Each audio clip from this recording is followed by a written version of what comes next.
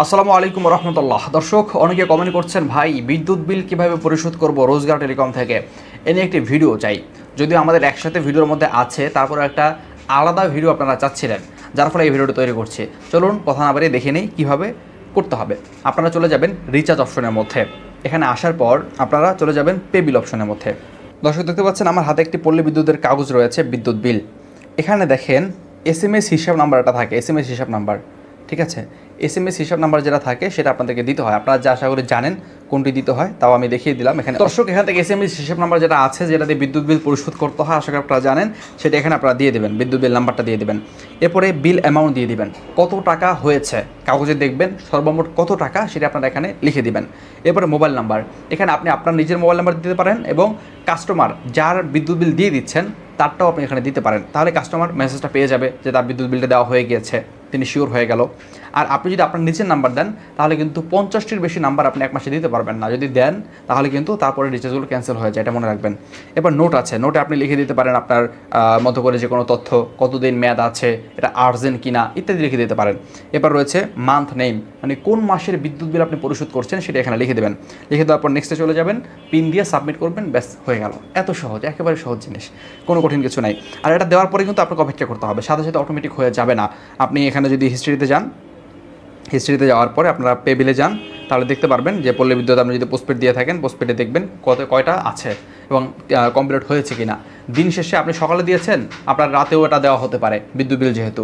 তা আপনি দিন শেষে রাতে আগে, ধরেন আপনি আজকে দিয়েছেন, আজকেই মেয়াদ শেষ, আপনার রাত 10টার পরে বা 11টার পরে বা মাঝে মাঝে চেক দিয়ে দেখবেন এটা কমপ্লিট হয়েছে কিনা। যদি কমপ্লিট না হয় 12টার আগে, দেখা যায় মেয়াদ শেষ হওয়ার আগে আপনি তাড়াতাড়ি জানাবেন যে ভাই এখনও কমপ্লিট হয় নাই, রাতে গিয়ে জানাবেন, আগে থেকে না। তাহলে কিন্তু দ্রুত দিয়ে দেওয়া হবে এবং আশা করি দ্রুতই দেওয়া হয়।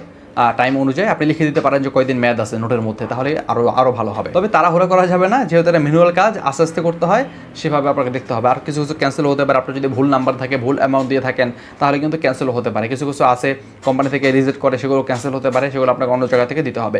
অতএব এখানে চেক করে শিওর হবেন যে আসলে গেল কিনা। আর একটা গুরুত্বপূর্ণ বিষয় হচ্ছে, বিদ্যুৎ বিল কিন্তু দিতে হয় ব্যাংক ব্যালেন্সের মাধ্যমে।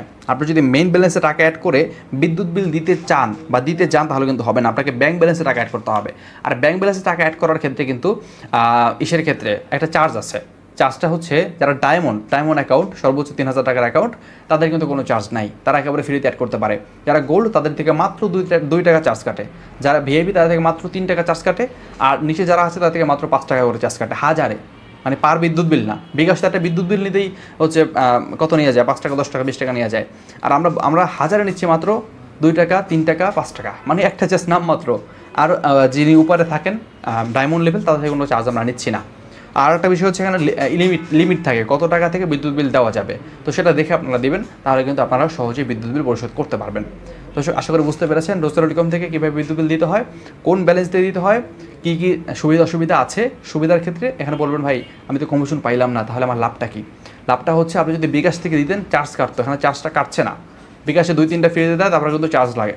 তো দেখবেন যারা দোকানে বিদ্যুৎ বিল নেয়, সবাই কিন্তু কাস্টমার থেকে একটা চার্জ নেয়, কাস্টমার থেকে 10 টাকা 20 টাকা চার্জ নেয় তার পেমেন্ট অনুযায়ী, এবং সেটা পরিশোধ করে দেয়। তো এখান থেকে আপনি ফ্রিতে পরিশোধ করতে পারছেন। আর নিচের লেভেলে 2 টাকা 5 টাকা মাত্র হাজারে চার্জ কাটা হচ্ছে, এটা কিন্তু একেবারেই কম।